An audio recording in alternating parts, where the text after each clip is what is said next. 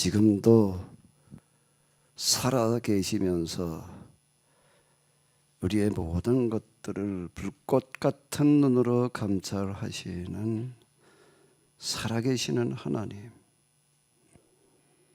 이 세상 모든 만물을 만드셨을 뿐만 아니라 지금도 만물과 더불어 인류의 역사를, 생사 화복을 주관하시는 하나님,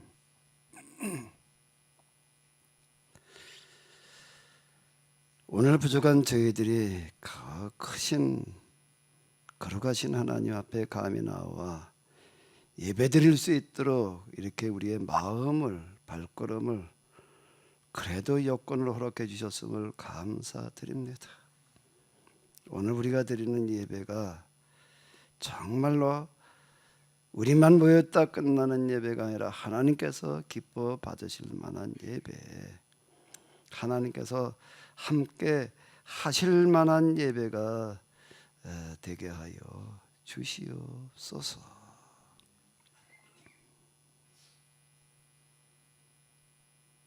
하나님께서 이 세상 모든 만물을, 인류의 역사를, 인간의 생사 화복을 주관하시되 직접 섭리로만이 아니라 하나님을 믿는 사람을 통해서 그 모든 일을 하게 하시는 줄로 믿습니다. 저희들이 하나님을 대신해서 하나님께서 만들어 놓으신 만물을, 인류의 역사를, 인간의 생사 화복을 이끌어가야 될 터인데, 그런데 지난날의 역사를 돌이켜놓고 보게 되면은 이스라엘 교회, 하나님과 계약을 맺었던 공동체였지만 그 역할을 못 해내고 말았습니다. 그리하여 세상이 그저 죄의 지배를 받고 있다가 이제 이와 같이 대멸종의 위기에 직면해 버리고 말았습니다. 바로 저희들이 하나님을 잘못 믿었기 때문에, 잘못 믿은 이유가 성경을, 하나님을 오해했기 때문에, 잘못 알았기 때문인 줄로 압니다. 잘못 알게 된 근본 원인은 다른 데 있지 아니하고 마귀의 가장 큰 무기인 속임수에 넘어가서 하나님을, 성경을 잘못 이해하고 잘못 살았기 때문입니다. 이 예배와 더불어 저희들이 헌금을 드리는데, 헌금을 어떻게 드려야 되는지, 헌금이 어떤 의미를 가지고 있는지조차도 저희들이 잘못 알고 있었습니다. 그저 11조를 드리면 쌀 곳이 없도록 복을 내주신다라고 하는 그런 박연한 그런 생각, 기복적인 믿음을 가지고 저희들이 헌금을 드렸습니다. 고칠 수 있게 하여 주시옵소서. 고칠 수 있게 하여 주시옵소서. 바로잡을 수 있게 하여 주시옵소서. 헌금의 제도를 만들어 놓으신 것은 이 세상의 모든 돈들을 똑바로 써서 그 돈이 하나님 나라가 임하게 하는 데 쓰여지라라고 하는 건 큰 뜻인 줄로 아는데, 그런데 저희들이 잘못 알고 있었습니다. 잘못 헌금을 했습니다. 세상 돈들에 대한 사명감과 책임감을 가졌어야 될 터인데 세상 돈들을 얻고자 하는 그런 간절한 마음, 기복신앙에서 벗어나지를 못하고 있었습니다. 늦었지만 이제라도 저희들이 바로잡을 수 있게 하여 주시옵소서. 이 시간 이 예배가 하나님을 똑바로 알고 똑바로 섬길 수 있는 그 시간이게 하여 주시옵소서. 우리 주 예수 그리스도의 이름으로 기도합니다. 아멘. 네, 오늘 이 대면 예배에 또 팀즈 유튜브 이제 또 녹화로 예배를 드리시는 모든 분들에게 우리 하나님의 크신 은혜가 함께 하시기를 바랍니다.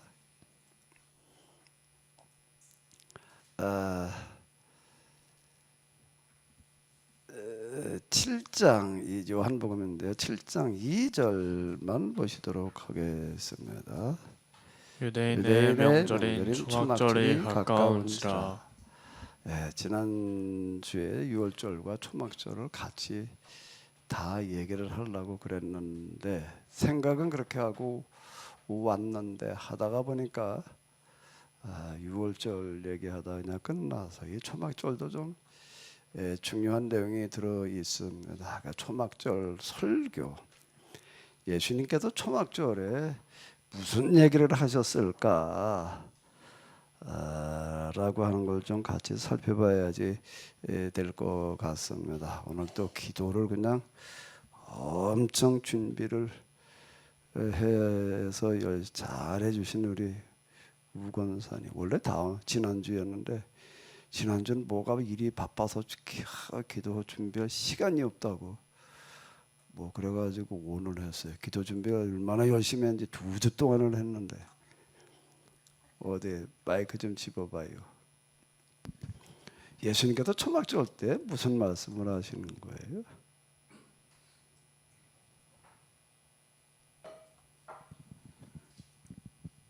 기도 준비한 것만큼 아마 틀림없이 마이크 잡고 얘기하라고 그럴 테니까 그리고 준비를 했을 것 같은데 어디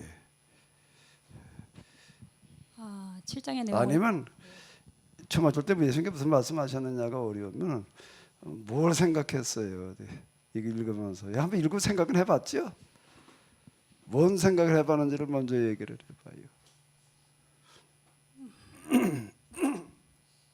오늘 설교 말씀이 지금 7장에서 9절까지의 이제 말씀을 살펴보라고 주보에 올려놓으셨던데 초막절에는 여러 가지 이제 이야기들이 기록되어 있는 것을 보았습니다. 7장에는 이제 유대인들과 논쟁하는 그러한 내용의 이제 이야기들이 기록되어 있었고 8장에는 헌금함에서 이제 그렇게 설교하시는 그 이러한 이야기, 가늠하다 온 여인들에 대한 그러한 이야기 뭐 여러 가지가 있는데 결국은 이 초막절을 통해 가지고 유월절과 초막절이 신명기에서 그런 절기를 지킴으로 말미암아 사람들이 살아가고 있는 그러한 생계 문제를 해결해 주라라는 그러한 정신이 상실되어 있고 상실된 채 잘못된 신앙을 바로 세워 나가고자 하는 그러한 내용들로 재해석된 말씀을 기록해 놓고 있다라는 것을 보면서 살펴보았습니다. 예, 어쨌든 뭐라고 잘 들리진 않았지만 열심히 얘기를 하셨는데 고생하셨고. 근데 아주 지금 우건사님 하는 얘기 잘 들으셨지요? 아주 중요한 거 하나 지적을 했습니다. 우건사님 뭘 지적을 했을까요? 아주 중요한 거 하나. 그래도 이걸 어떻게 놓지를 않았다. 내가 들으면서 그런 생각을 했는데 뭐였을까요? 무슨 얘기를 하셨을까요? 예수님께서 초막절에 예루살렘에 올라가셔서 성전에서 설교를 하셨습니다. 여기에 보게 이미 명절의 중간에 예수님께서 성전에 올라가 가르치시니 또 그 다음에 성전에서 가르치시면 외쳐 이르시되 또 나옵니다. 명절 끝날 곧 큰 날에 예수님께서 외쳐 이르시되 누구든지 목마르거든 내게로 와서 마시라. 예수님께서 이제 말씀하시는데 다 집으로 돌아갔다가 그 다음 날 아침에 사람들이 또 예수님 말씀을 들으러 모였다는 거야. 또 성전으로 들어오시니 가르치시니. 이제 요한복음의 특징은 이 절기를 강조하는데 유월절, 초막절, 수전절 이제 이런 것들을 이야기를 하는데 그 절기 때마다 예수님께서 예루살렘에 올라가셔서 그것도 성전에서 가르치셨다. 그 설교를 굉장히 중요하게 다루고 있고요. 사건 중심이 아니라 예수님의 설교 중심이에요. 설교로 계속 이어져 나가고 있습니다. 우리가 뭐 잘 아는 가나마다가 현장에 잡힌 여자의 이야기가 이제 이때 이야기인데, 예수님께서 또 말씀하시되 나는 세상의 빛이니 나를 따르는 자는 어둠에 다니지 아니하고 생명의 빛을 얻으리라. 누구든지 목마르거든 내게로 와서 마시라. 나는 세상의 빛이니 나를 따르는 자는 어둠에 다니지 아니하고 생명의 빛을 얻으리라. 무슨 얘기죠? 사실 이게 요한복음에서 말씀하시는 내용 가운데서 보게 되면은 뜬구름 잡는 것 같이 느껴지는 구절이 많습니다. 나는 세상의 빛이니 나를 따르는 자는 어둠에 다니지 않냐고 생명의 빛을 얻으리라. 누구든지 목마르건 내게로 와서 마셔라.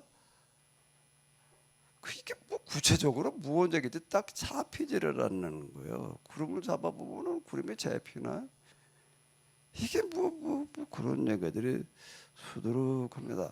도대체 초막절 때 하신 말씀이 뭐냐, 무슨 말씀을 하셨느냐는 거가 이게 만만하지가 않아요. 그런데 단서가 하나 있어요. 단서가 뭘까?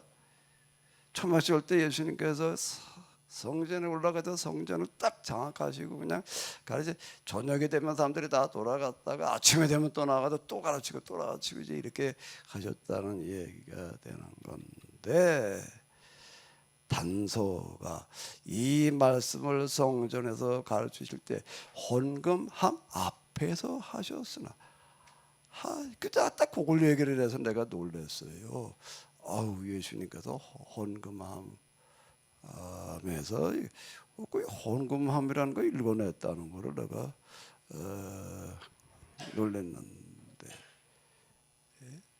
헌금함 앞에서 얘기를 하셨다라고 하는 겁니다. 성전에 가르치는데 성전 뭐 어디가 아니라 헌금함에서 얘기를 하셨다. 요거를 아마 좀 간파하신 분들이 계실지 모르는데, 이제 요게 이제 단서예요. 헌금함 앞에서 가르쳐서 왜 헌금 앞에서 얘기를 하셨을까? 그것 좀 얘기해봐요. 마이크 가까이 잡고 얘기를 해봐요. 목소리 좀 크게 해봐요. 이거 방송 나가야 되기 때문에. 계약법 정신에 의해서 우리가 이제 만물이나 11조를 드리는 그 정신이 무엇을 의미하는지에 대해서 그 당시에 초막절로 드리는 절기 그 행사는 주로 이제 풍요를 기원하는 기구제로 드렸는데, 그러한 것들이 그들의 신앙이 잘못되었고, 계약법 정신에서 말하는 진정한 의미를 얘기하시고자 헌금하면서 그 설교를 하셨다고 생각합니다. 예. 또 참고 자료를 우리가 찾아보게 되면은 이제 다른 데서 또 혹시 뭐 비슷하게 얘기한 게 알려주는 게 있나라고 하는 걸 이제 쳐보게 되면은, 이게 마가복음 헌금함이라고 하는 걸 갖다 쳤더니 마가복음 12장, 누가복음 21장, 요한복음 20장은 이제 금방 읽은 거고요. 마가복음에 보게 되면 이렇게 얘기를 하고 있습니다. 예수님께서 헌금에 대하여 헌금함을 대하여 앉으시다. 우리가 어떻게 헌금함에 돈 넣는가를 보실세 라고 이렇게 얘기를 하고 있습니다. 근데 그 중에 이제 여기 이렇게 요점 확대해가지고 이렇게 보게 되면, 한 가난한 과부는 와서 2렙돈 곧 고드란트를 넣는지라. 2렙돈 고드란트라고 하는 거는 그 당시 이제 화폐의 단위를 말하는 건데요. 동전 중에서 제일 작은 동전을 말하는 겁니다. 액수가요. 아마 오늘로 얘기를 한다면 뭐 1원짜리 정도는 아닐 거고 아마 1,000원짜리쯤 되지 않을까. 그 2,000원을 헌금했다는 얘기예요. 비슷하게 이제 한번 환산을 해본다면은, 근데 뭐라고 말씀을 하시는가 하면, 이 가난한 과부가 제일 많이 넣었다는 거예요. 2,000원을 넣었는데 왜? 전부 다 넣었으니까 가진 게 전부예요. 지금 가지게 전부를 없으니까 자 이렇게 그 다른 사람들은 부자들도 있었는데 풍족한 중에서 일부를 넣었지만 이 과부는 가난한 중에 자기의 모든 소유고 생활비 전부를 넣었느니라. 이걸 우리가 염두에 놓고 보게 되면 예수님께서 헌금에 대해서 많이 가르치셨다는 얘기가 되는 거예요. 이렇게만 그냥 나오고 끝나는 요 말씀만 하시고 끝났을 리가 없어요. 헌금에 대해서 이제 많이 얘기를 하셨다는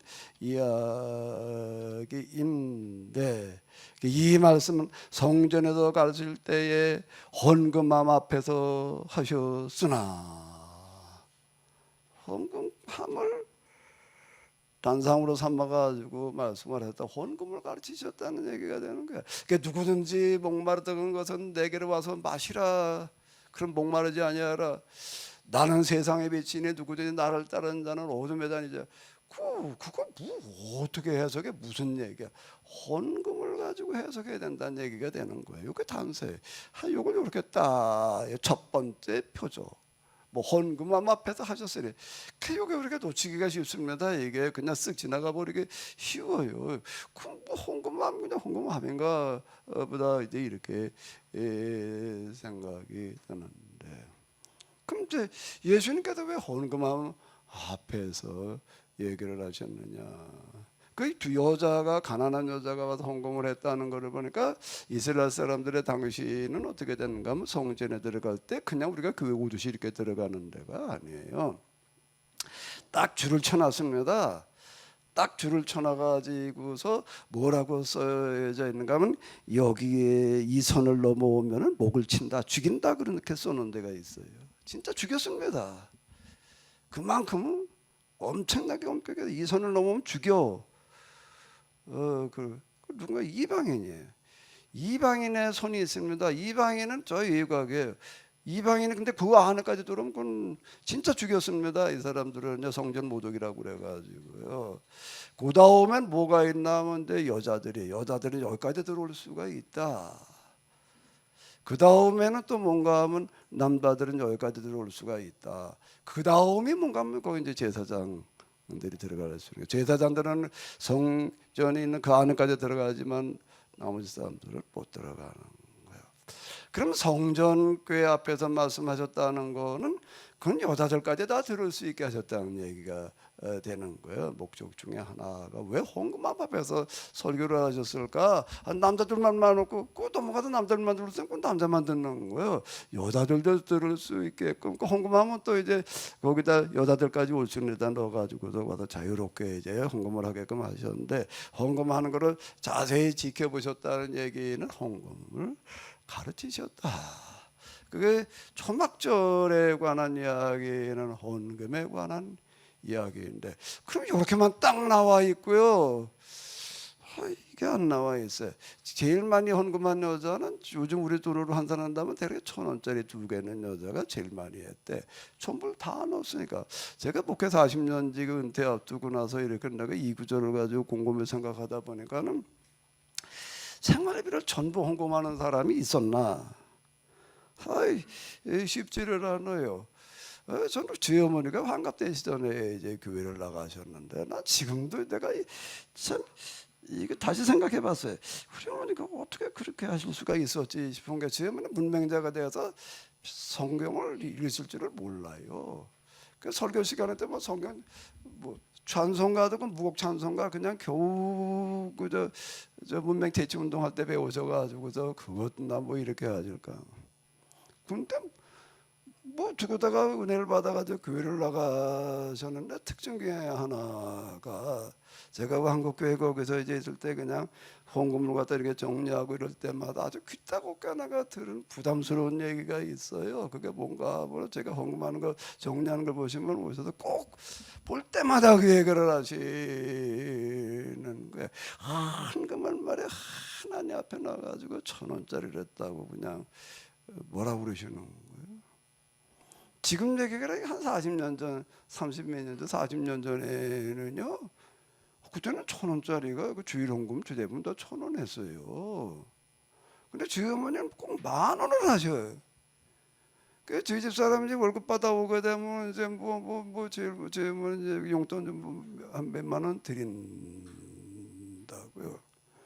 그러면 매주 만 원씩 하거나 한 5만 원 드리지 않았나 싶은데, 그럼 한 달에 만 원씩 이런 거마다 끝나는 거지 뭐.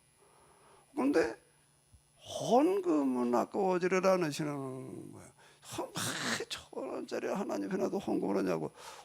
그때는 만 원이요. 근데 내가 그 소리가 그 말씀에 굉장히 나한테 부담돼. 왜 나도 1,000원짜리 헌금할 때가 있는데, 그 교육자의 헌금할 때가 있습니다.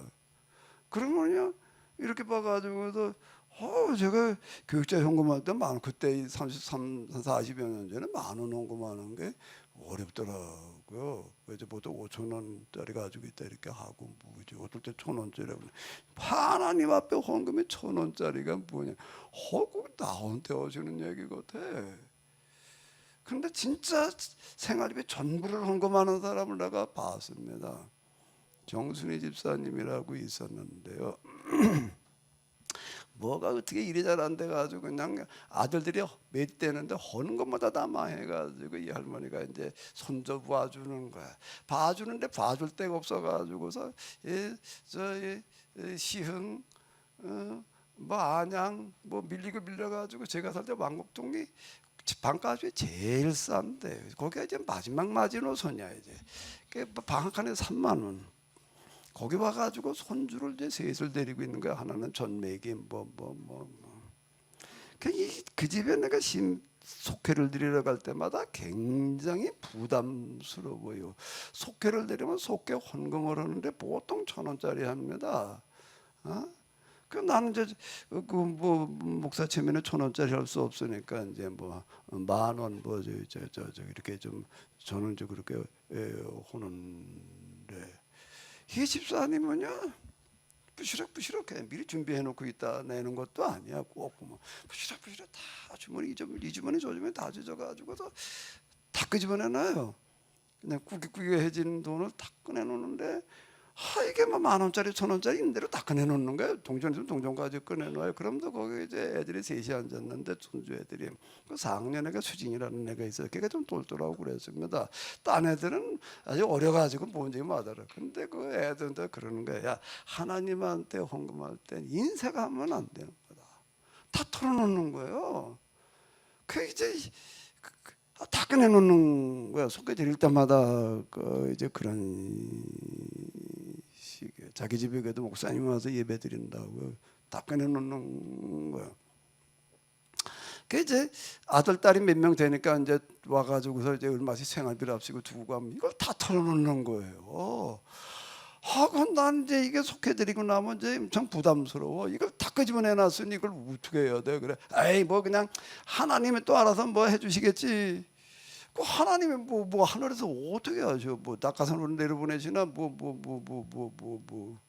택배로 보내시나? 그땐 택배도 없었어요. 나는 이제 이걸 속해드리고 나가지고서 어쩌고 저쩌고 얘기하고 그러면서 방 하나 둘러봐요. 뭐가 좀 있나? 나오면서 또 들춰봐야 돼. 이게 쌀은 얼마나 있나? 또 연탄 뗄 때 연탄이 몇 장이나 남았나? 속해 끝나게 되면 난 또 어디로 가야 되나? 마트로 가야 돼. 마트로 가가지고서 쌀도 사야 되고 또 연탄 연탄 또 애들이 어린애들이 몇몇이 먹을 거 사다 놔야 되고 어떻게 그건 그냥 헌금만 내가 수납하고 끝날 수는 없는 얘기야. 그 내가 이제 그 집에 아들 딸 자식들이 있으니까 알아서 하겠지라고 해서 내가 수시로 이제 이렇게 들려면 이제 또 둘러봐야지 돼. 뭐 떨어진 거 없나? 여태 목회하면서 내가 생활비 전부 진짜 다 털어내는 사람 매번 그러는 거야. 그분은 한 사람 받는데 왜 헌금하면서 얘기를 하셨을까? 왜 헌금하면서 얘기를 하셨을까? 왜 그럴까요? 제가 40년 목회를 해보니까는요, 한 사람의 신앙이 어느 정도냐 어쩌냐는 걸 아는 거는 뭘 보면 알까요? 헌금이에요. 헌금과 그 사람의 신앙은 일치합니다. 도도 아니고 들도 아니에요. 헌금하는 만큼 신앙이 있는 거고요. 신앙이 깊은 만큼 헌금합니다. 그건 억지로 안 돼요. 진짜 온전하게 11조를 떼는 거 만만하지 않은데 뭐 억지로가 아니라 정말 하나님 앞에 기꺼운 마음으로 11조를 내는 것만큼이 그 사람의 신앙이 있고요. 그리고 아까 말한 하나님 앞에 1,000원짜리가 뭐냐 그냥 뭐 요즘 1,000원짜리가 아니라 아마 요즘은 주일학교 1,000원 하는 사람이 뭐 없을 거예요. 30년 40년 전에 네, 참 믿음과 신앙은 정비례합니다. 아무리 뭐 어쩌고 저쩌고 뭐 떠들어도요. 그 사람 이제 제가 요즘 전산화되어져 가지고서 딱 치면은요. 뭐 11조를 얼마나 이제 감사한금을 얼마나 다 나옵니다. 그동안 여러분들 평생 우리 교회 나온 동안에 뭐 몇 년 전이면 다 나와요. 다 들여다볼 수 있습니다. 얼마큼이나 이제 집계만 정확하게 해놓으면요. 그거를 보게 되면 어떻게 신앙생활하고 있는지를 압니다. 우리 여기 감리교단에서 이제 이렇게 보자 장로님 되는 그 규정 가운데 하나가 뭔가라고 하게 되면은 장로님으로 있다가 장로님 자격 없다고 제명시킬 수 있는 구절들인데 그냥 11조를 안 하면 장로 자격 박탈하라고 나와 있어요. 그 뭐 헌금 많이 해라 뭐 이런 뜻이 아니라 그만큼 이 헌금이라고 하는 거는 그 사람의 신앙을 그대로 반영하는 겁니다. 뭐 성경을 많이 아는 것 같고 뭐 어쩌고 저쩌고 떠들어도요 다 내 뭐가 있는 곳에 뭐가 있다고 그랬죠? 내 재물이 있는 곳에 내 마음이 있느니라. 아주 정확한 말씀이에요. 그래서 헌금함 앞에서 얘기를 하시는 거예요. 헌금하는 거 쭉 보면서 어떻게 신앙생활을 해야 되는지를 가르치셨다라는 얘기가 되는. 누구든지 목마르거든 내게로 와서 마셔라. 내가 내게 목마르지 않은 영원한 생명의 물을 주리라. 누구든지 나를 믿는 자는 나는 세상의 빛이니 나를 믿는 자는 빛 가운데 다니 어둠 가운데 빛 가운데 뭐 믿는다는 게 뭘 어떻게 하는 거예요? 예수님 앞에 나온다는 게 무엇을 한다는 거예요? 요한복음에서는 이렇게 말하고 있습니다. 헌금이라고 얘기를 하고 있는 거예요. 헌금 똑바로 하고 있냐? 이걸 지적을 하는 이야기다라고 하는. 헌금을 똑바로 하는 사람이 그 사람에게 영원한 생명의 물이 주어지는 거고요. 헌금을 똑바로 하는 사람이 어둠 가운데 있지 않고 빛 가운데 다닌다는 얘기가 되는 거예요. 이건 막연한 완전 뜬구름 잡는 얘기 같지만은요. 꼭꼭 단서를 남겨놔요. 그게 성경의 특징. 헌금을 똑바로 하지 않는데 그 무슨 생명수가 예수님한테도 주어지고 무슨 빛이 예수님한테 주어질 거예요. 그래서 제가 계속 얘기를 하는 거예요. 야, 신앙생활 잘하면 좋지만은 하나님께서 함께 하시지 않으면은 이거 무서운 겁니다. 하나님께 지켜주시지 않으면 사실 우리가 지금 산게 어느 한순간에 다 날아갈 수가 있어요. 하나님께 지켜주시면 최소한 2가지는 지켜라. 제가 계속 우리 애들한테도 내가 기회만 되면 얘기를 하는 겁니다. 하나는 주일 예배는 꼭 지켜라. 하나 또 뭐라고 그랬죠? 11조다. 11조는 꼭 해라. 그거 인생하기 아깝다고 생각하지 말고 그거야말로 보험으로 얘기를 한다면 제일 확실한 보험이라고 생각을 해라. 하나님이 지켜주지 않는데 그렇게 뭐가 되는 것 같다 한순간에 다 날아가는 그런 건데 최소한 2가지는 하고 있어야지. 그래도 하늘나라의 생명록에서 네 이름이 지워지지 않는다. 하나님께서 기억하신 바 된다. 근데 그 11조라고 하는 게 그냥 11조만 들로 10조에 대한 마음을 꼭 담아라. 제가 이 세상에 있는 모든 사람들의 가난한 문제, 먹지 못하는 문제를, 집 없는 사람들 문제를 해결하는 역할을 해야 되는데 그걸 내가 뭐 그거나 쫓아다니면서 할 수도 없고, 내가 여기에 11조에다가 내가 그 마음을 담아가지고 그런 것들이 꼭 이루어지기를 바랍니다. 제가 할 수 있는 게 뭐 직장은 전해주고 먹고 살아야 되는데 뭐 내가 그거 뭐 그 마음을 담아서 드려라. 하나님 그렇게 되어지기를 간절한 그런 마음으로 드려라. 그럼 그게 기억된다. 내가 이제 이렇게 이야기를 하는데요. 초막절이라고 하는 거 6월절은 먹고 사는 문제였고요. 초막절이라고 하는 거는 초막이라 집 없는 사람의 문제를 해결해 주라는 얘기인데 그건 뭐 그동안 여러분 얘기 많이 했으니까 그럼 이제 헌금을 똑바로 하라는 얘기가 되는 거예요. 헌금하는 만큼 그 사람의 신앙이에요. 현주소는 딴 데 있지 않아요. 간단한 얘기예요. 내가 이제 이 감리교단을 비롯해가지고 한국교회를 개혁하자 말에 개혁하자 소리는 많이 하는데 뭐 방법이 있어야지 말만 가지고 개혁을 해. 뭐 가지고 그러는가 하면 헌금 똑바로 쓰는 거 가지고 하자 말이야. 부담금 바로 내기 운동이 아니라 부담금 바로 쓰기 운동.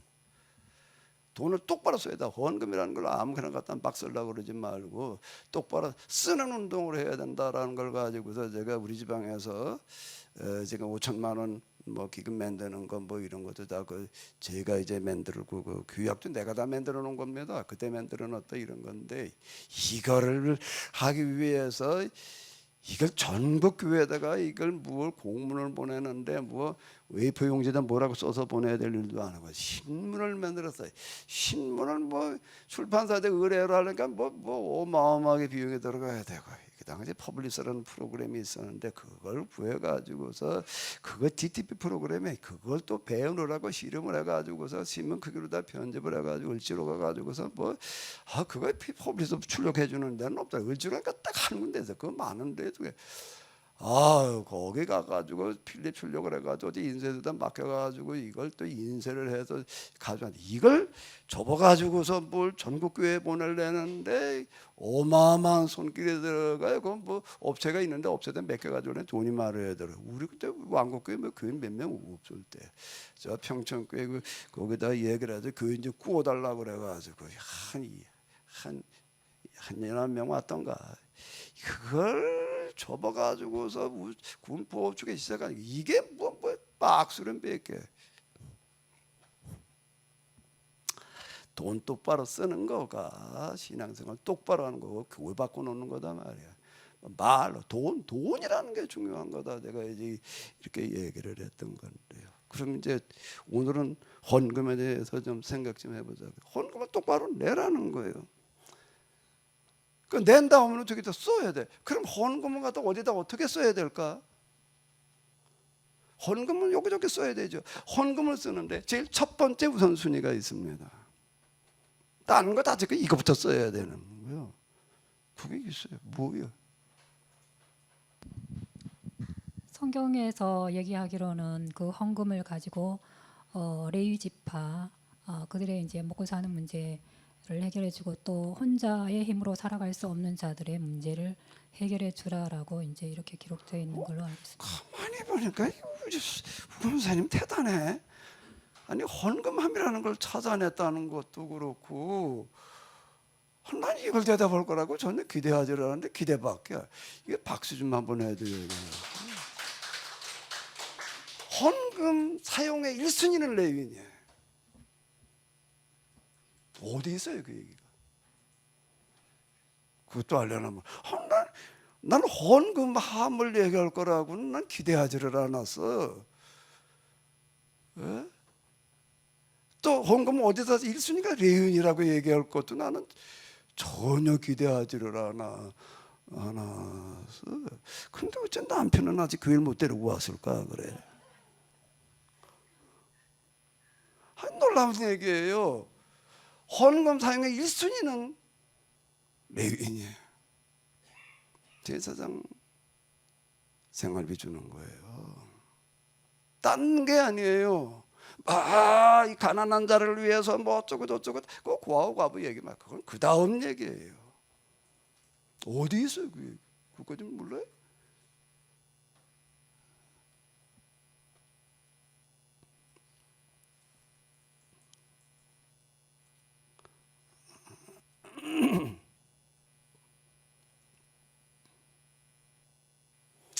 신명기라고 하는 거가 모세가 이스라엘 사람들에게 너희가 가나안에 들어가서는 내가 너에게 말하는 대로 해라라고 이렇게 이제 가르치는 그런 책인데 신명기에 들어 있어요. 신명기 18장.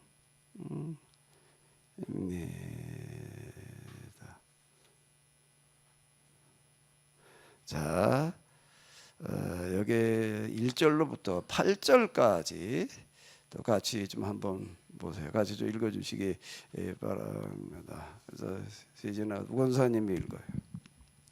레위 사람 제사장과 레위의 온 지파는 이스라엘 중에 분깃도 없고 기업도 없을지니 그들은 여호와의 하제물과 그 기업을 먹을 것이라. 그들이 그 형제 중에 기업이 없을 것은 그들에게 대하여 말씀하신 같이 여호와께서 그들의 기업이 되심이니라.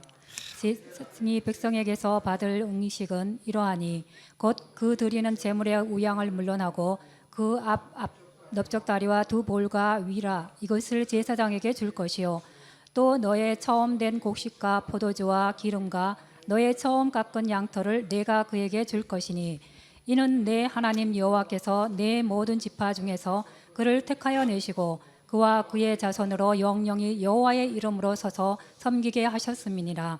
이스라엘 온 땅 어느 성읍에든지 거하는 레위인이 간절한 소원이 있어 그 거한 곳을 떠나 여호와의 택하신 곳에 이르면 여호와 앞에 선 그 형제 모든 레위인과 일반으로 그 하나님 여호와의 이름으로 섬길 수 있나니 그 사람의 음식은 그들과 같을 것이요 그 상속 사업을 판 돈은 이외에 그에게 속할 것이니라. 아멘. 이걸 이제 좀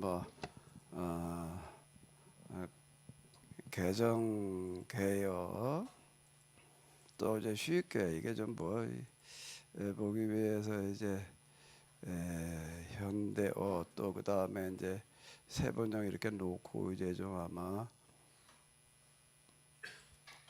이제 같이 볼 수가 있을 텐데요.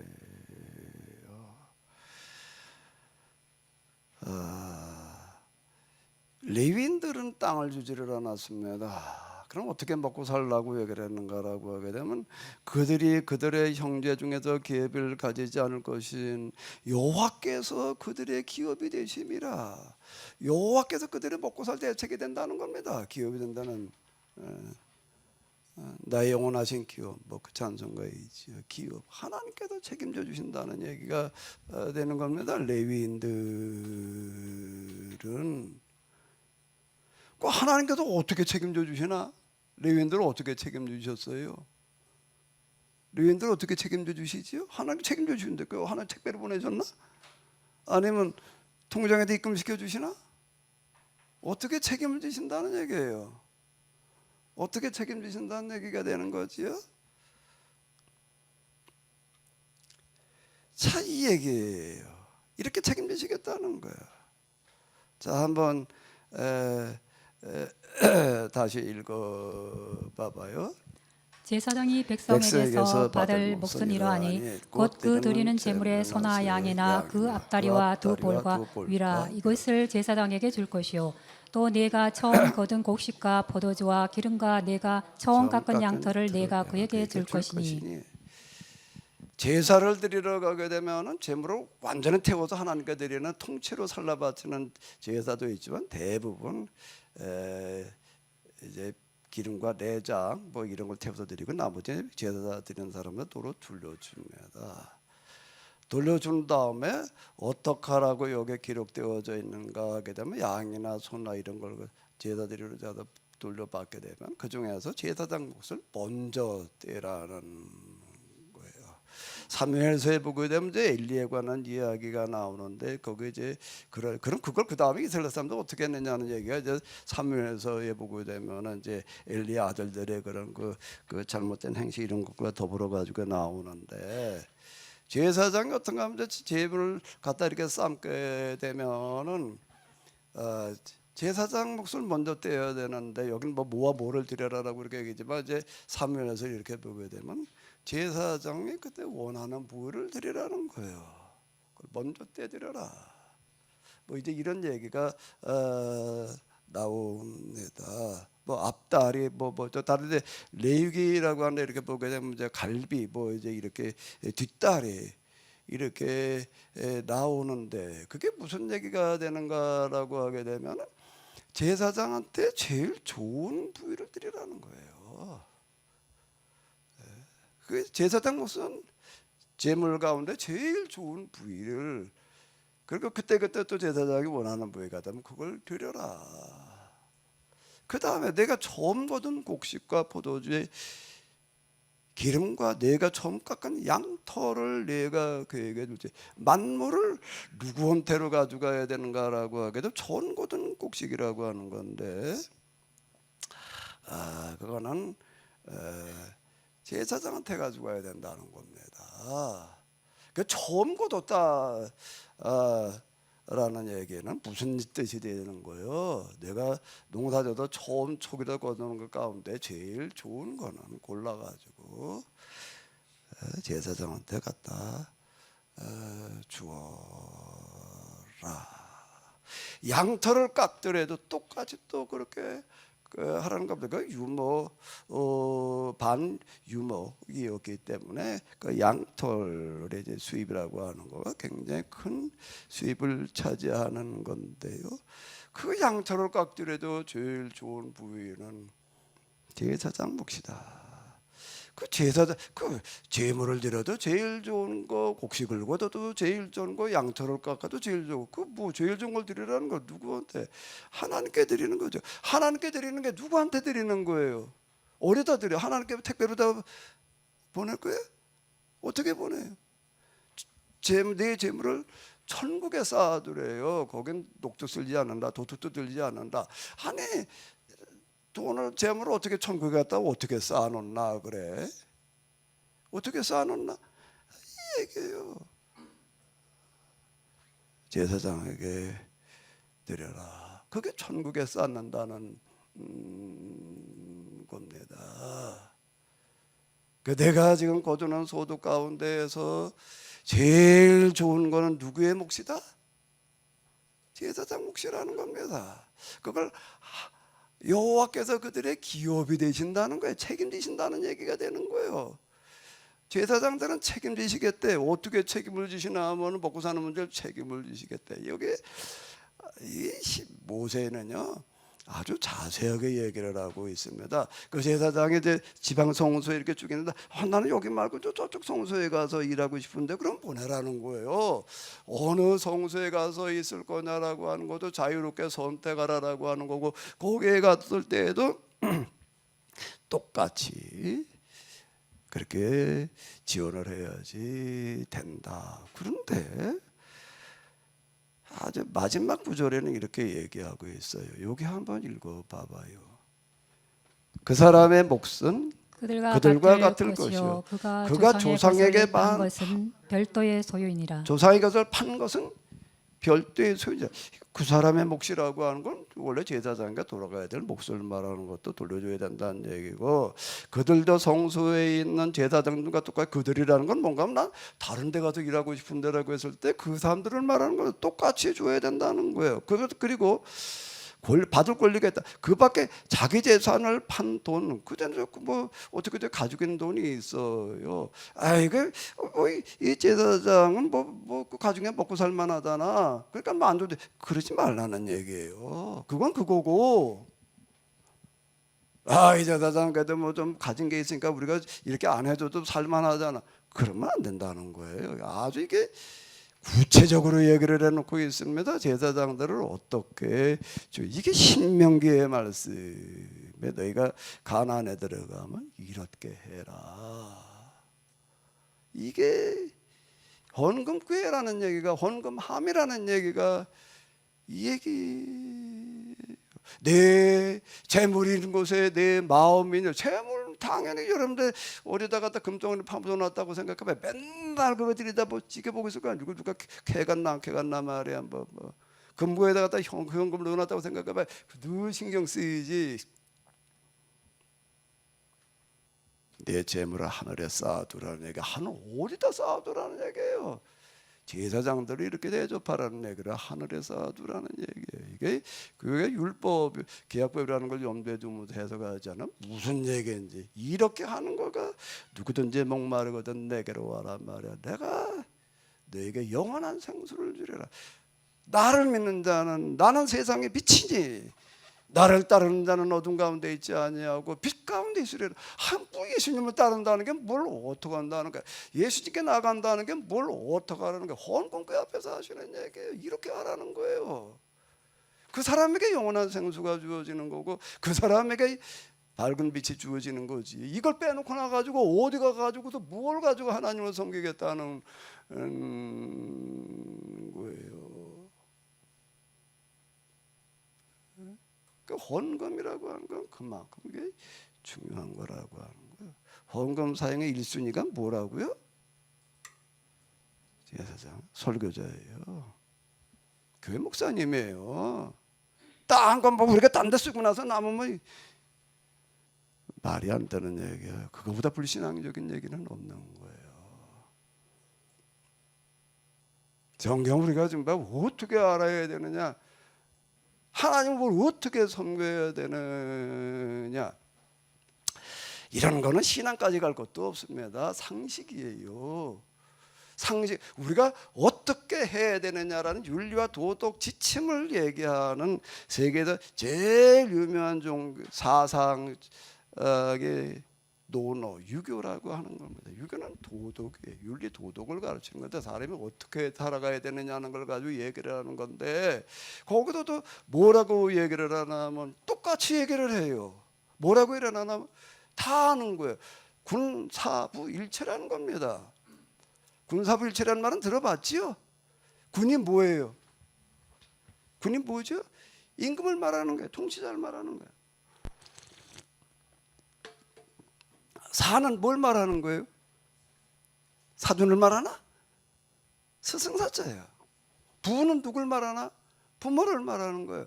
그 왕과 스승과 부모는 일체 하나라고 하는 겁니다. 하나인데 순서가 뭐가 먼저예요? 왕이 먼저예요. 통치자가 먼저. 왜 통치자가 잘못하면 나라가 다 이게 뭐 망해놓고 나면 어디 가가지고서 뭐 술망시한. 우리가 뭐 우크라이나 내전 일어난데 봐봐요. 나라가 잘못돼 놓게 되면은 내 생명 내 목숨이라는 건 죽은 목숨이고 두고 이게 중요한 거예요. 이게 통치가 중요한 거예요. 그다음에 두 번째는 뭐예요? 사야. 스승이 가르치는 사람이 가르쳐 잘못 가르쳐 놓으면은 그 다음이 부모예요. 그게 논어에서 얘기하는 이게 성경에서 얘기하는 거나 아주 기본적인 상식이에요. 구는 하나님이야. 하나님의 통치자예요. 성경 하나님의 진정한 왕이라고 이렇게 얘기를 하고 있는데 하나님을 섬긴다라고 하는 거가 제일 중요한 거고 그 하나님을 섬기는 게 뭘 어떻게 섬기는 거예요? 레위인 성경을 설교하는 사람이 곧 하나님 섬긴다는 겁니다. 그 다음에 부모라는 거예요. 예수님께서 지적하시는 것 가운데 하나 고르반이라는 게 있어요. 내가 내 부모를 공경하는데 난 저 하나님 일이라고 제가 하는 성경에서 내 부모를 섬길 시간이 없습니다. 말이지 하나님께서 책임지십시오 이렇게 얘기하는 거예요. 그렇게 하면 되는데 그 유대교를 지적하시는 것 중에 하나가 이제 고르반인데 그걸 직격탄을 날리시는 거예요. 네 부모를 네가 모셔야지 왜 하나님께 또 맡기냐 말이야. 하나님을 섬긴다는 게 뭐냐? 하나님을 일을 게 뭐냐 말이야. 그게 핑계 대고서 말이야. 뭐 우리가 하나님 일하다 보니까 말이야. 뭐 이렇게 하다 보니까 내 부모 생활비 드릴 뭐가 없습니다. 거꾸로 생각해야 된다는 겁니다. 부모 생활비부터 주는 게 먼저지. 그게 하나님 섬기는 거지. 하나님 그거 빼놓고 어디 가도 어떻게 섬기겠다는 거예요. 하나님께서 지켜주시지 알아서 해주시지. 믿음 있는 얘기지요. 그 하나님께서 어떻게 책임져 주셔? 레위는 내가 책임지겠다고 어떻게 책임지시라는 얘기예요? 어떻게 책임지신다는 얘기예요? 하나님 믿는 사람들한테 네가 나를 믿는다면 나를 믿는 것처럼 누구를 섬기라는 거예요? 제사장을 섬기라. 내가 가진 것 같아 제일 좋은 건 누구 몫이라는 거예요? 재물이 됐던 내가 농사를 지었던 뭘 했든지 간에 제일 좋은 거는 나한테를 가져와라. 그 누구한테를 가져가라는 거예요. 그건 제사장 몫이라는 겁니다. 만물을 만물 첫 번째 거뒀다는 건 말하자면 만물이라고 그러는 게 아니에요. 내가 지금 가지고 있는 것 가운데 제일 좋은 몫은 제사장 몫이라는 거예요. 그러면 어떻게 하겠다는 거예요? 그러니까 하나님의 기업이라는 게 뭐예요? 그러면 그렇게 한 사람은 내가 책임지겠다 얘기가 되는 겁니다. 제사장을 갖다가 그렇게 섬기는 사람을 제일 좋은 걸 가지고 하는 사람, 그 사람을 내가 책임져 주겠다. 하나님께서 유해인 책임지고 먹고 사는 거 책임지고 어떻게 먹고 사는 거 어떻게? 레위인을 그렇게 하나님처럼 대하는 그 사람을 내가 책임지겠다는 얘기가 되는 거예요. 아니에요? 내가 뭐 해석 잘못하나? 예? 이게 신명기야. 그것도 출애굽 레위기도 아니에요 지금요. 그래서 사도 바울은 뭐라고 그랬다고요? 6장 6절에서요. 갈라디아 6장 6절에서 내가 가지고 너 말씀을 배우는 자는 가르치는 자와 내가 가진 가장 좋은 거를 함께 나누라. 이걸 얘기한 거예요. 예? 하나님 믿는다는 게 뭐라는 거예요? 왜 그런 이 사람들 그렇게 해야 되느냐? 말씀을 배우는 자는 가르치는 자, 너가 가진 가장 좋은 거를 우선적으로 드리라는 얘기가 되는 거예요. 군사부일 때 논어에서도 그렇게 얘기를 하는 거예요. 사가 먼저고 그 다음에 부모예요. 부모 성경보다 더 중요한 게 네가 진짜 신앙이 있다면 목회자, 목사님 섬기는 거야. 내가 잘못 해석한 거야? 김기현 집사님 얼굴 보니까 좀 불만인가?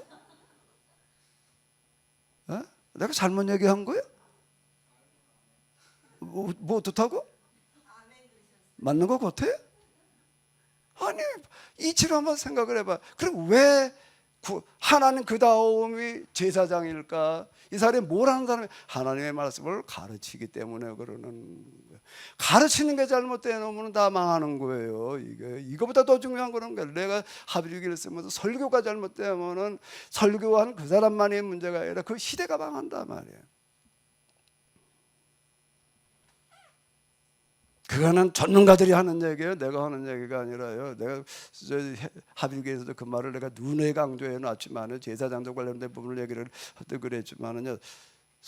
이저 인류학자, 사회학자라는 사람들 뭐라 그러냐면 한 시대, 한 사회에 죽고 사는 문제는 종교에 달려 있단 말이에요. 종교가 마지막 보루인데 마지막 마지노선 이게 무너지면은 다 망하는 거다. 그 종교가 망한다는 게 종교 무너진다는 게 뭐가 어떻다는 거예요.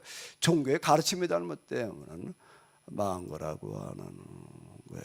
제가 이제 어제 우리 진사임 권사님하고 이제 성서인문학 녹화를 했습니다. 녹화를 하는데 마침 이제 뭐 공관복음에 지나서 요한복음 얘기를 합니다. 요한복음이 뭔가 하면 이제 뭐 제가 요즘 다루기는 거고 같은 내용에 이제 신약 성경에 뭐라고요? 신약 성경에 뭐라고요? 신명기다. 내가 이렇게 얘기를 했습니다. 인류 역사, 이스라엘 역사, 교회사를 넘어서서 전 세계 역사를 돌이켜 놓고 볼 때에 이 세상이 이렇게 잘못 가게 된 원인을 지적하는 한 단어를 찾는다면은 뭐겠느냐? 신명기다. 신명기를 몰라가지고서 이스라엘 역사도 망했고 교회사도 망했고 세상도 망했단 말이야. 율법서, 출애굽기, 레위기와 신명기가 어떤 관계인지를 이거를 제대로 파악을 못하고 신약 성경으로 넘어오고도 요한복음에서 얘기하는 거가 공관복음과 뭐가 어떻게 다른지 이 신명기라고 하는 걸 제대로 이해를 못해가지고서 망했다. 신명기라는 단어가 그만큼 중요하다. 신명기를 어떻게 이해하느냐 아니냐에 따라서 이게 세상에 성패가 걸려 있단 말이야. 죽고 사는 문제가 걸려 있다. 내가 어제 비슷하게 얘기를 했는데요.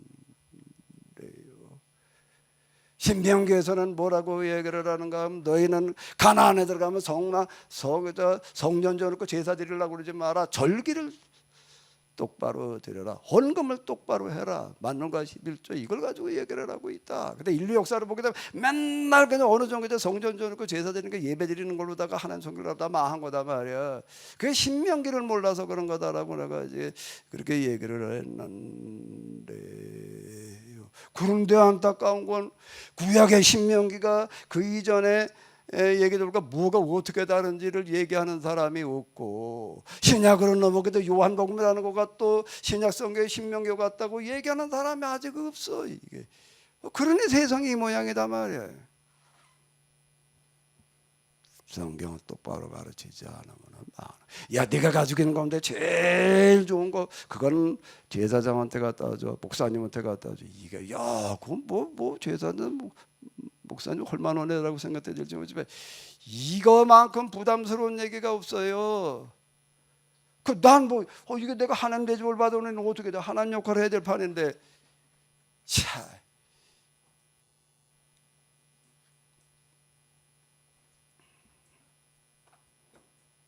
내가 이 나이 먹고 이제 나이 70이 되도록 살아보니까는요, 제일 하기 부담스러운 게 있어요.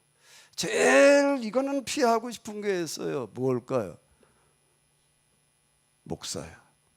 난 못 모르고 여기까지 왔어요. 내가 이걸 알았으면요 절대 이거 할 생각을 안 했어요. 또 하나 뭘까요? 이거는 피했어야 되는 건데 뭘까요? 뭘 것 같아요? 성령을 받는 거야. 못 모르고 성경 읽다 가슴에 뜨고 어제 기도하다가 성령을 받았지, 성령 받는 게 뭔 줄 알았으면 나 그거 받으려고 생각을 안 했어요. 성령을 받는다는 거가요, 성령 받고 끝나는 건 줄 알았더니요, 이야, 이게 뭔 참 사는 게 아니야. 맨날 눈물로 살아야 되는 거. 내가 여기서 여러분들 교회 와서 그저 교회에서 내가 예배 인도하는 모습이나 보니까 그렇지, 우리 집 사람 나하고 같이 사니까 내가 뭘 어쩌고 사는지 아마 제일 잘하는 게 우리 집 사람일 거야. 집구석에 가서 뭘 하고 있는지는 여러분들 잘 모르잖아요. 어쩌다 한번 온다고 해가지고 우리 사람이요, 우리 집 사람이 다시 결혼하는 나 같은 사람하고 안 한다고 아주 맨날 그래요. 결혼 잘못했대. 나는 다시 결혼하라고 당신 오걸 되나? 그건 당신 생각이 난 싫대. 제가 책을 몇 권 썼는데 내가 어떻게 사는지 알아요? 집구석에서요. 아침에 눈 뜨고 일어나면 눈 비비고 나가가지고 책상에 앉아가지고서 그냥 시작을 해. 보통 5시, 6시 책 쓸 때 얘기인데. 그래서 그 사람이 이제 아침을 앞두고 이제 효소 한 잔 갖다 좀 이제 거기 책상에 앉아 먹어가면서 이제 12시나 12시 반까지 이제 붙어가지고서 이제 책과 컴퓨터 씨름을 해야 되는 거야. 그러니까 12시 한 반쯤 되면 이제 점심 한 숟갈 떠먹고 가가지고 이제 한 2시까지 좀 이제 쉬어요. 이제 누워서 좀 이제 쉬다가 또 한 2시 되면 또 일어나가지고 또 씨름을 하다가 또 이제 저녁 먹고 나가지고 저녁 때까지 씨름하다가 또 이제 전주 가는 뭐 한 숟갈 먹고 뭐 들어가서 누웠다 쉴 시간 잠깐 앉아 있다가 또 컴퓨터 앞에 가지고서 또 11시 빠르면 11시 12시까지 앉아 있다가 뭐 어디 잠깐 나갔다 오고 어쩌고저쩌고도 이게 나갔다 오면 이놈의 집중이 흐려져 가지고서 하는데 이게 매 그러고 살아. 그래 우리 사람 옆에 뒷바라지를 해줘야 돼. 이놈하고 그냥 점심 아침에 뭐 효소 한 잔 점심 저녁 차려줘야 되지. 그리고 옆에 붙어 있어야 돼. 내가 가가지고 그러고 있으니 우리 사람 뭘 하고 있을 거야? 그 뭐 비슷하게 맞춰줘야지. 뭐 혼자 뭐 테레비전 틀으니까 뭐 이러고 있을 수도 없고 그냥 뭐. 그리고 어쩌다가 얘기한다는 거는 뭔가 하면 온 세상 걱정 다 짊어졌어. 이게 뭐가 그냥 뭐가 어쩌고 저쩌고 맨 하는 놈의 얘기는 그런 얘기고 너무 무겁대. 나도 성령을 받는다는 게 뭐라는 거지 모르. 성령 받으면 무슨 수가 나는 줄 알았어. 뭐 기쁨이 뭐가 어떻게 뭐 능력이 막 가지고도 그냥 막 이러고 뭐 설치고 돌아다니는데 성령을 받아 놓으니까는요 죽도록 공부를 해야 돼 이놈아. 왜 성경을 하나 이걸 해서 그러려면은요. 내가 요한복음 신약성경 신명기 이게 그냥 뭐 가만히 있다 저절로 나온 소리인가? 성령 받는 게 뭐라는 거라고요? 죽도록 공부를 해야 되는 거예요. 뭐 어디 나가서 쏘다리고 대부분 사람하고 아주 작정을 했어요. 야 이거 맨날 이러고 사는 거 이건 너무 힘든데 1년에 2번 책 하나 권씩 내고 그런다면 뭐 주일날이 있으니까 월요일부터 금요일이나 그쯤 어디 뭐 국내가 됐든 어디 동남아가 됐든 돈 안 별로 안 드는데 가서 좀 쉬다가 오자 말이야. 뭐 이제 뭐 아주 내가 그리고 이제 우리 사람하고 약속하고 내가 그런 적이 내가 아주 큰 선심 써가지고 한 소리야 그것도. 성령을 받는다는 거가 그러고 살아야 되는 거예요. 성경을 이걸 뭐 여러분 듣기는 그냥 뭐 그냥 뭐 매일 비슷한 얘기 뭐 그게 그 얘기 같은 거 그냥 그렇게 들리실지 모르지만은요. 자, 이 얘기를 하기까지는요. 이게요. 아이고.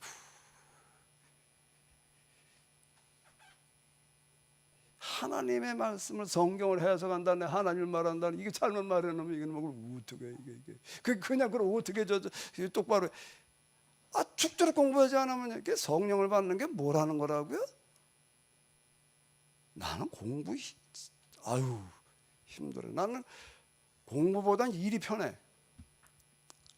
내가 우리 집주인이라 노가다 조금 했는데 그거 하면서도 아유 책상 앞에 앉아 컴퓨터 앞에 가지고 그 싫은 거다 그것도 힘들지만 그래도 이게 낫단 말이에요.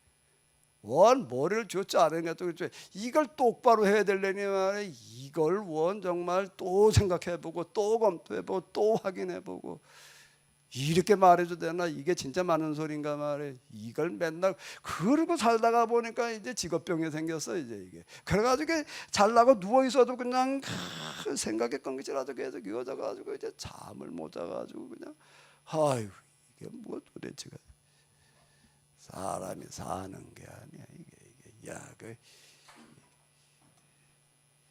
제일 고생하면서 살을 목사 되란 말이야. 목사 돼가지고서도 성령 받아라.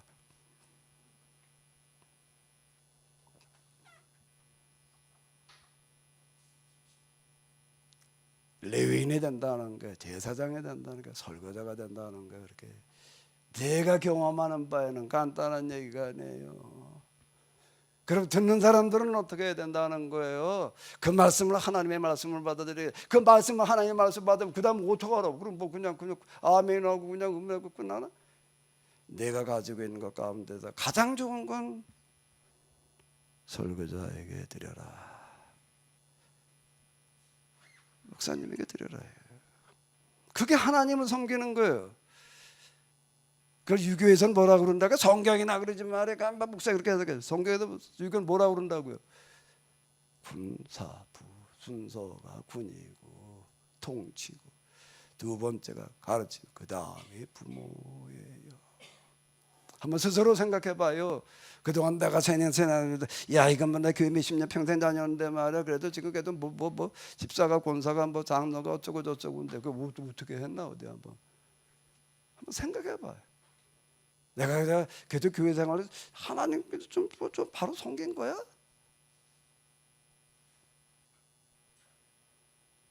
요한복음에서 이렇게 말씀하고 있습니다. 초막절에 헌금하면서 헌금을 가르치셨다는 얘기가 되는 거예요. 참 이 자리 이거 설교하는 자리 성령이 참 부담스러운 겁니다. 제가 이게 후임자를 구하는 이 사람들도 찾아 한 11명 찾아다니는데 다 안 오겠대. 똑같이 하는 얘기가 그 교회가 가지고 설교할 재간이 없단 말이에요. 내가 어떻게 목사님 설교대가 내가 뭔 설교를 하네. 다 못 오겠다. 겨우 한 사람 만났어.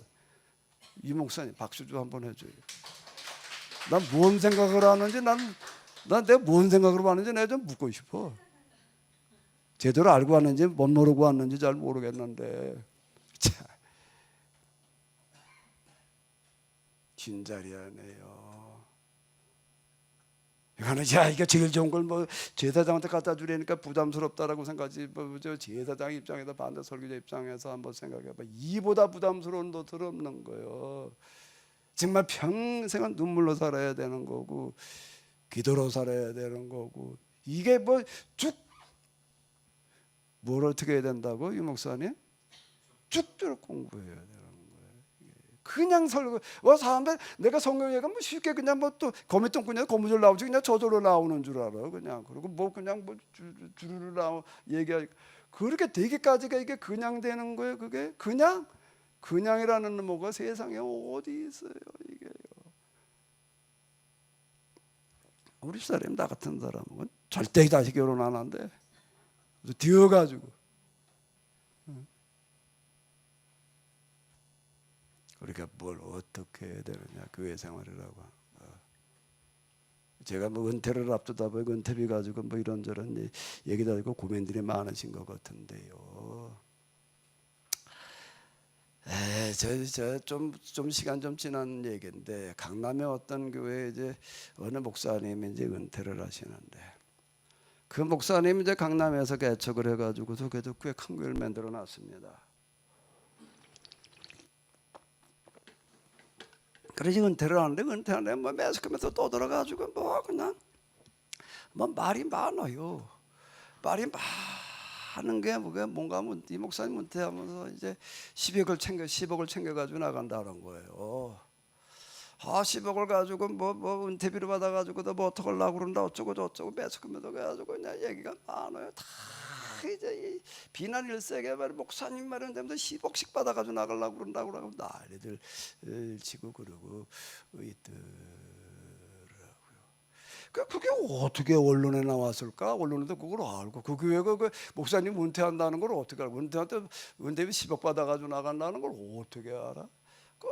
그 교회 내부에 이제 그 언론사에 제보한 사람이 있으니까 알지.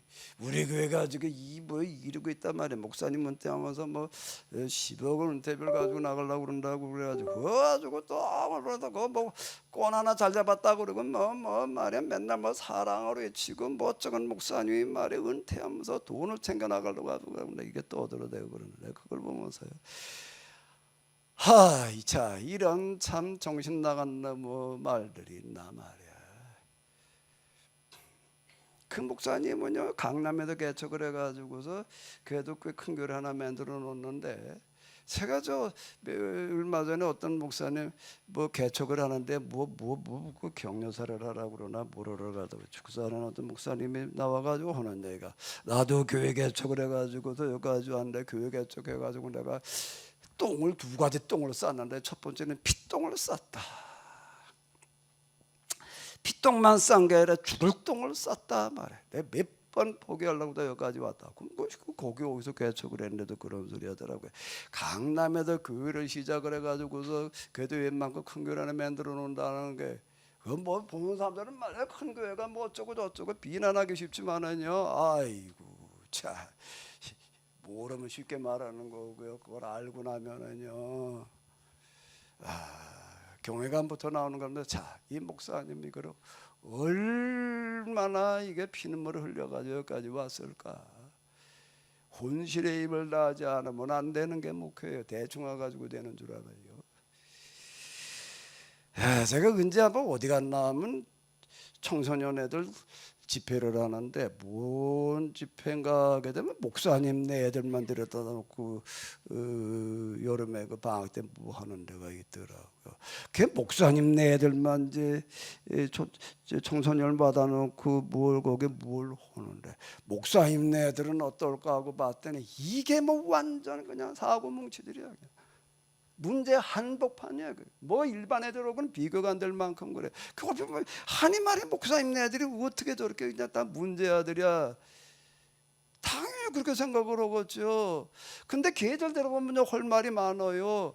아주 내가 무슨 목사 아들 딸로 태어나고 싶어서 태어났나? 뭐 말만 하면 뭐 어떻게 목사님 아들이 말이야, 목사님 딸이 아주 애들 때부터 이것 때문에 일단 아주 그냥 못 살겠는 거야. 뭐 조그만 목사님 내가 말이야 뭐 목사님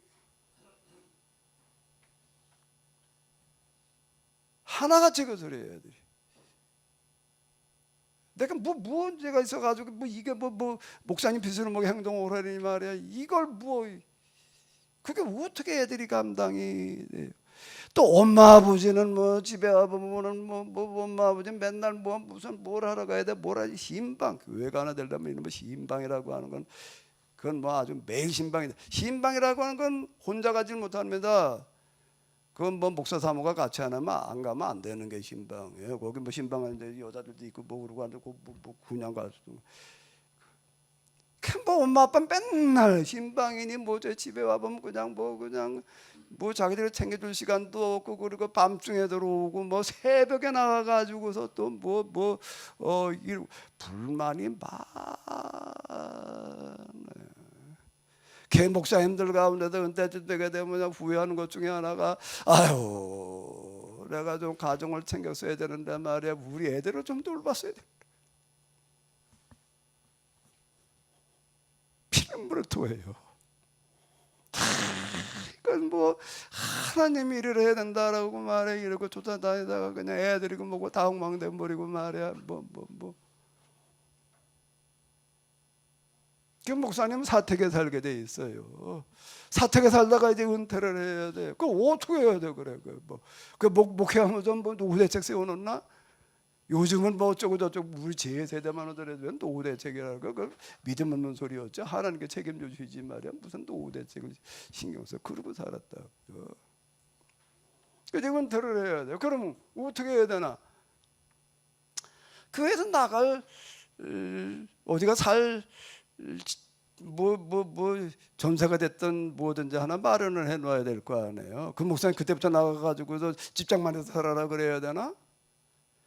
그 강남에서 10억이라고 이렇게 그냥 10억만 들으면 엄청난데 강남에서 10억 가지고 어디 가서 전세 얻는 거 사는 거 강남에 가지고 돈 10억 가지고 어떻게 집을 사? 어디 가서 겨우 전세나 하나 얻을 정도 얘기를 하는 거고 그 다음부터 뭘 먹고 살아야 되나? 그 개척해가지고 이렇게 하는 목사님들 거의 다 은퇴할 때 살 집하고요 돌아가실 때까지 생활비를 다 대주는 거예요. 그 어떻게 하라고 그럼 그때부터 나가가지고서 그냥 저 뭐 어디 가서 뭐 파지 주스로 당기라고? 그건 생각돼. 뭐 목사님 은퇴하면서 말이야 뭐 그냥 하나님 믿고 말이야 그러고 그냥 있으면 되고 왜 그걸 뭐 은퇴비가 어쩌고 저쩌고 수를 꺼내고 있냐 말이야. 이렇게 이제 생각할 수가 있는데 저도 은퇴하면서요 은근히 기다려지는 게 하나가 있어요. 뭐가 기다려질 것 같아요? 나한테 좀 이렇게 얘기하는 사람 좀 없나? 그리고 내가 속으로 기다리는데 아직 없어.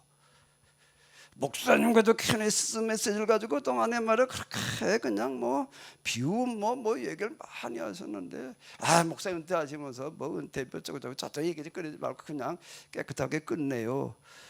나한테 와서 누가 좀 그렇게 얘기해 주길 날 은근히 기대해. 근데 아직 없어. 그럼 목사님 은퇴하시면서 그냥 나가요라는 얘기는 무슨 얘기예요? 난 누가 봐도 나도 그렇게 얘기하는 사람이 있기를 기대하는데 아직 없는데 왜? 그 얘기는 무슨 얘기죠? 목사님 걱정하지 말아요. 목사님 집 걱정하지 마라. 내가 어떻게 하다 보니까 집 한 두세는 내가 한 대 드릴게요. 그건 뭐 먹고 사는 거 걱정하지 말아요. 내가 다른 못 드려도요. 최저생계비 우리나라 지금 최저생계비가 얼마일까? 법에 정한 최저생계비가 1인당 한 100, 우리나라 3만 원 5천 불 시대로 살아가다 보니까는요. 140면 150만 원 되더라고요. 잘은 못 드리고요. 사모님하고 두 분 최저생계비 내가 뭘 300씩 내가 돌아갈 때까지 드릴게요. 그렇게 얘기할 수 있는 사람이라면은 목사님 은퇴하면서 걱정하지 마요. 그냥 깨끗하게 손 딱 떼요. 내가 책임질게요. 난 그런 사람이 있기를 좀 근근히 기대를 하는데 아직 없어서 조금 아쉬워. 김기현 집사님 나한테 와서 그렇게 좀 말 좀 해줄래나? 내가 이 자리에 오면서 집문서 들고 온 사람 한 사람이 있었어요. 목사님 이거 그냥 내가 미국 어디에 있대 집 보니까 굉장히 큰 집이더라고요. 값이 좀 나가는 집이야. 목사님 알아서 쓰세요 그러는 거예요. 내가 어떻게 했을까? 안 받았어요. 보류 안 받은 게 보류 그랬어요. 그 당시 집이 또 있냐 없대 이게 다래. 집 두 채 있다 그러면 내가 받았을 거예요.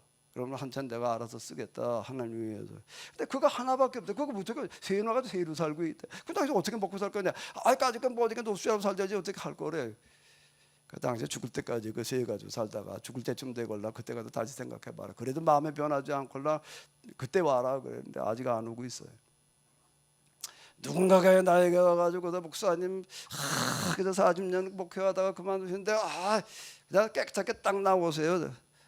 제가 책임질게요. 집도 책임지고 내가 생각보다 책임질게요. 그런 사람이 있기를 기대하는데 아직 없어요. 만약 그런 사람이 와서 얘기를 한다면 내가 뭐라고 그래야 되나? 따져봐야지. 받아도 될 만한가를 따져보고 받을 만하다면은 내가 뭐라고 그럴 것 같아? 이 목사님 뭐라고 그럴 것 같아? 뭐라고 그래야 될 것 같아?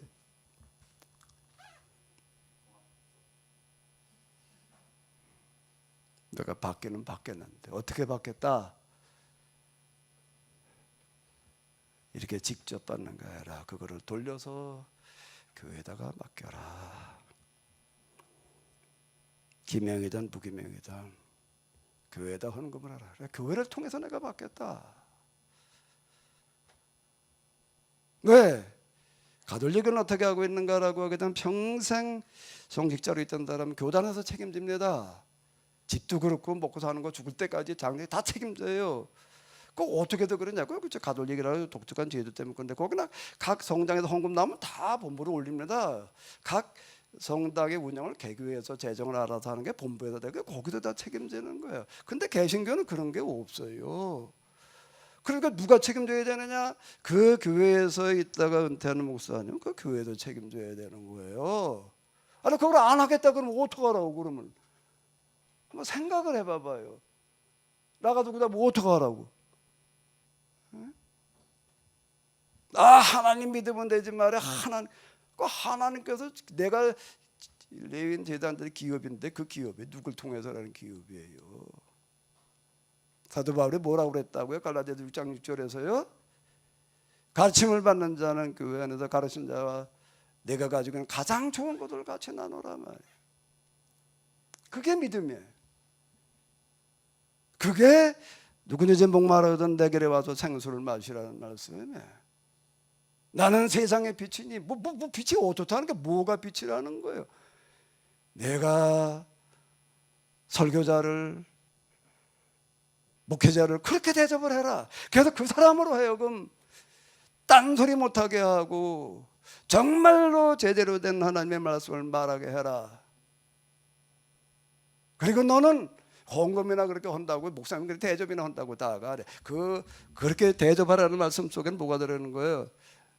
너에게 설교해준 말씀대로 너는 지켜서 내가 복을 받아라. 내가 너의 모든 것을 지켜주는 기업이 되겠다.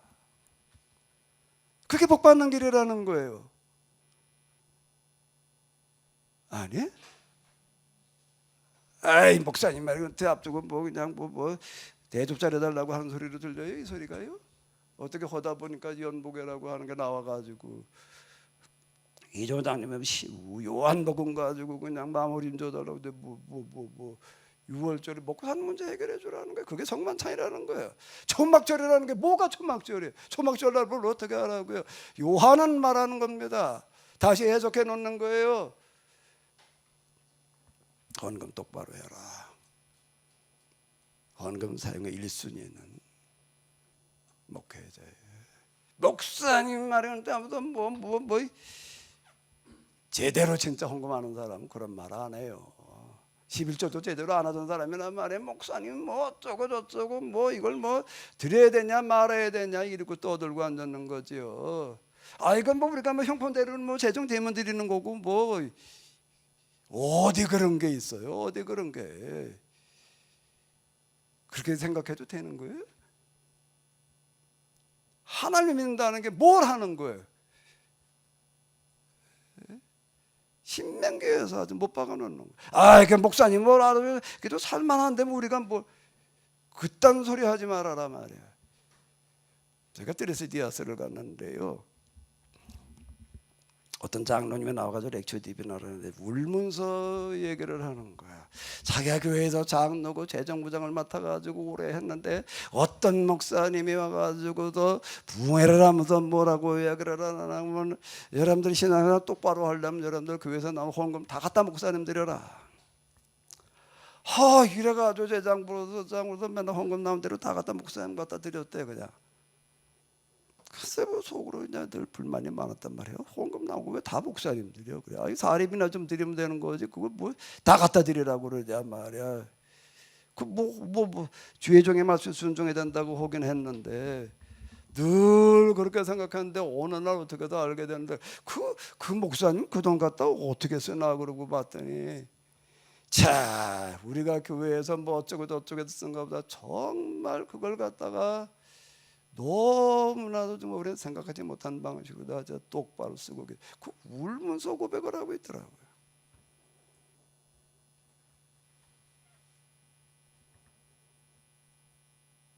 신앙생활이라는 게 뭐예요? 하나님 섬긴다는 게 뭐? 하나님을 어떻게 섬겨요? 여러분들 교회에서 설교하는 목사님은 하나님을 섬기는 거지 설교로 하나님의 말씀을 받아들이는 거고 목사님을 그렇게 대접해야 되는 거예요. 이제 후임 목사님, 유 목사님 이렇게 부임으로 난 너무 고마워. 아무도 안 오겠다고 근데 이렇게 그래도 오겠다고 그래도 가지고 내가 고마운데 온 것도 좋지만 똑바로 해요. 똑바로 할 수 있지요? 진짜 똑바로 해봐요. 그리고 여러분들이 이제 유 목사님 하나님 좀 섬겨요. 명절 그냥 지나가면 안 돼. 여러분들이 명절로 부모한테 그냥 지나갈 거예요? 그럼 사보일제 윤리에서도 윤리 도덕에서도 부모보다 사가 먼저라고 말을 하는 거예요. 뭐 명절날 여러분들이 가지고 있는 것 중에도 제일 좋은 게 있다면 여러분들의 목사님과 같이 나누려고 그래야 되는 거예요. 그게 똑바로 하는 거예요. 그게 복받. 그러면 내가 너의 모든 하는 일을 내가 지키어서 내가 보장해 주겠다. 그게 내가 기업이 돼 주겠다는 얘기가 되는 겁니다.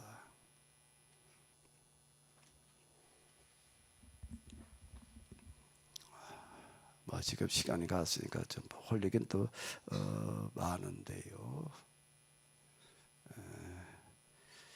또 오후 시간에 또 이제 하고 싶은 얘기들 같이 이렇게 나누도록 하겠습니다. 하나님, 신앙생활 똑바로 할 수 있게 하여 주시옵소서. 하나님을 똑바로 섬길 수 있게 하여 주시옵소서.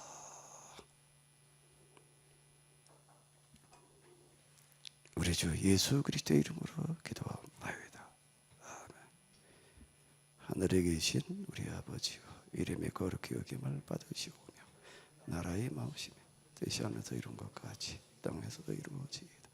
오늘날 우리에게 이름을 양식을 주옵시고 우리가 우리에게 죄지은 자를 사하여 준 것 같이 우리의 죄를 사하여 주옵시고 우리 시험에 들게 하지 마옵시고 다만 악에서 구하옵소서. 내겐 나라와 권세와 영광이 아버지께 영원히 있사옵나이다. 아멘.